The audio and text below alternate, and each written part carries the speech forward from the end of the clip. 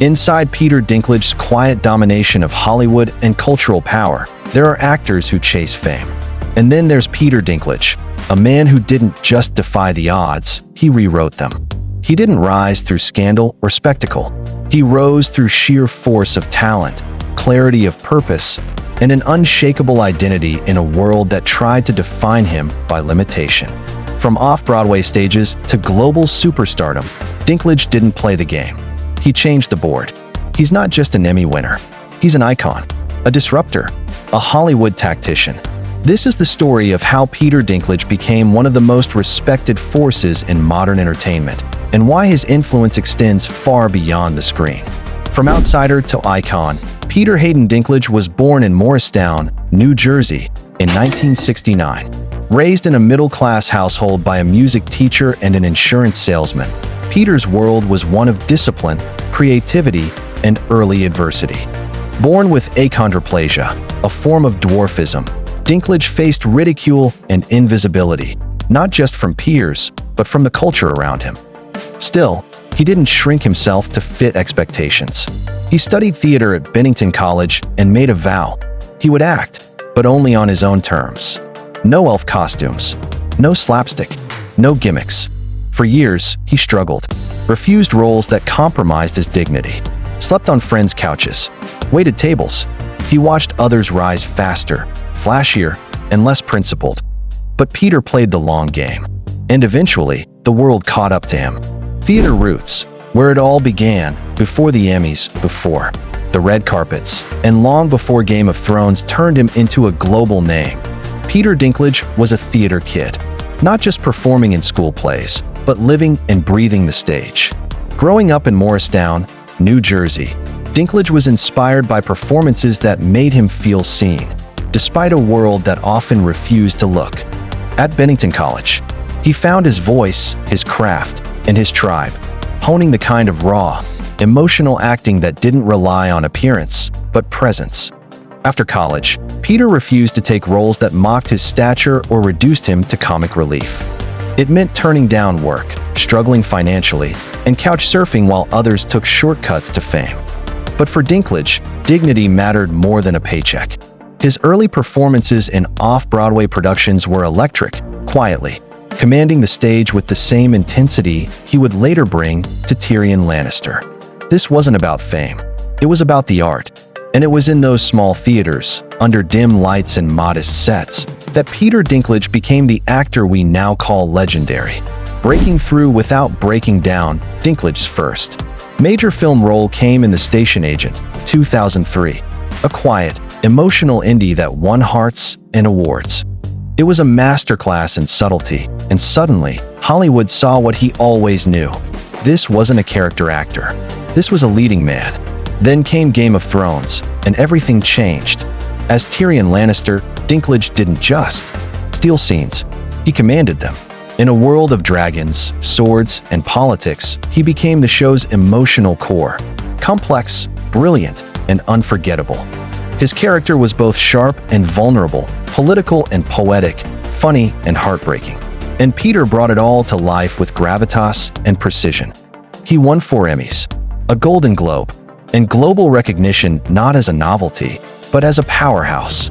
The lifestyle of a reluctant power player, Peter Dinklage doesn't flaunt wealth. But make no mistake, his success has translated into real luxury. He owns a historic estate in the Hudson Valley, surrounded by nature, shielded from cameras. No Beverly Hills mansion, no paparazzi chases, just privacy, peace, and purpose. His estimated net worth? Over $25 million. Enough to retire a dozen times over. But he doesn't live like a mogul. He lives like a man who values time, space, and authenticity. He lives with his wife, Erica Schmidt, a celebrated playwright and director, and their children. Their world is rooted in art, not algorithm. They travel quietly, appear rarely, but when they do, it's with impact. Dinklage doesn't sell influence. He earns it. Roles that matter, and none that don't. Post-Thrones, Dinklage had offers from everywhere.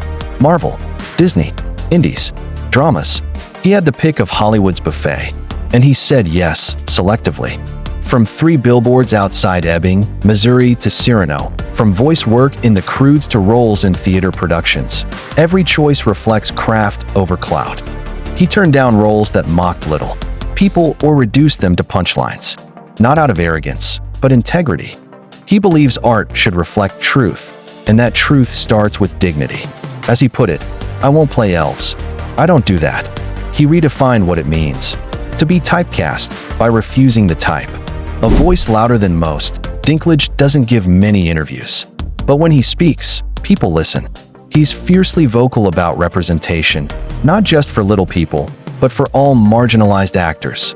He criticized Disney's planned remake of Snow White and the Seven Dwarfs, calling it regressive and outdated. It wasn't about headlines. It was about holding power accountable, even if it meant taking on one of the most powerful studios on Earth. He's spoken about the internalized struggle of wanting visibility while rejecting tokenism, of trying to be seen as more than a condition, of living in a world where people stare before they listen. That's the difference. Dinklage doesn't chase controversy, but when a conversation needs to change, he becomes the catalyst. Crafted silence, calculated presence. He's been in the industry for decades, but you'll rarely see him on red carpets without purpose. He doesn't post selfies. He doesn't TikTok, because Peter Dinklage isn't selling a brand. He's living a truth.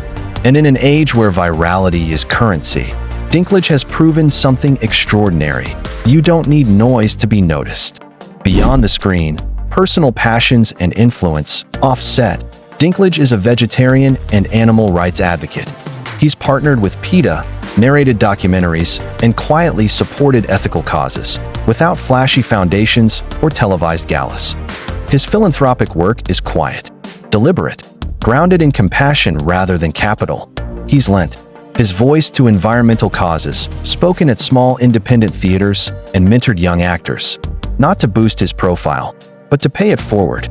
In an era where giving is often performative, Dinklage gives differently, with care, not cameras. The power of saying no. Most actors fight to stay relevant. Dinklage does it by walking away from things that don't align with his values. No endorsement deals, no reality shows, no overexposure. This is his doctrine. Say no more than you say yes. Choose depth over reach. Play the long game. He's not building a brand. He's shaping a legacy. The unlikely architect of modern power, Peter Dinklage doesn't fit the traditional Hollywood mold, and that's exactly why he dominates it. He's proof that power today doesn't always wear a suit. Sometimes it wears a black turtleneck, lives in a forest, and delivers Oscar-worthy lines in a whisper. He reminds us that charisma isn't always loud.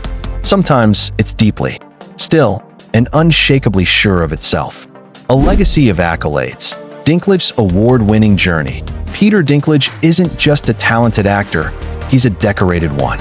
Over the years, he's transformed compelling roles into cultural milestones, racking up a string of awards that cement his place in Hollywood royalty. His portrayal of Tyrion Lannister in Game of Thrones earned him 4 Primetime Emmy Awards, 4 Outstanding Supporting Actor in a Drama Series, making him the most awarded actor in that category for a single role. And he didn't just win, he redefined what a supporting role could be.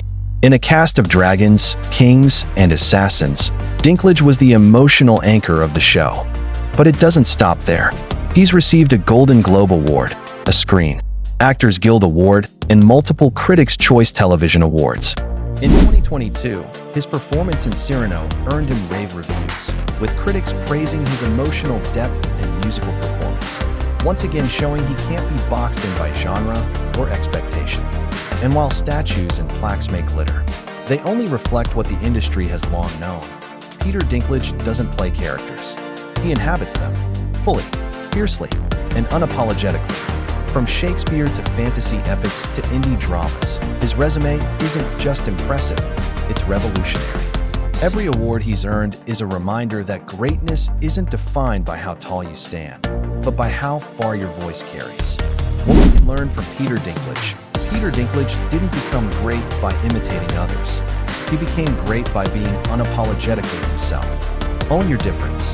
Don't compromise for clout. Think long-term. Refuse to shrink, no matter who tells you to. Because power isn't always about being the loudest in the room. Sometimes, it's about being the one who knows exactly who they are and never asking for permission. Legacy without limitations, Peter Dinklage didn't just break barriers. He walked through them, quietly, confidently, and without looking back. He built a career on his own terms, crafted influence without indulgence, and in doing so, became a model for what power can look like when it's rooted in principle, not just platform. In a world obsessed with more, Dinklage proves the most powerful thing you can be is enough. The controversy of voice that divides Hollywood.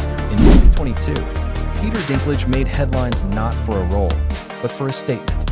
Disney had announced a live-action remake of Snow White. Peter criticized it harshly, calling the use of 7 dwarfs outdated, regressive. You're progressive in one way, but you're still making that FING backward story about 7 dwarfs living in a cave together, he said. His remarks divided the industry. Some praised his courage.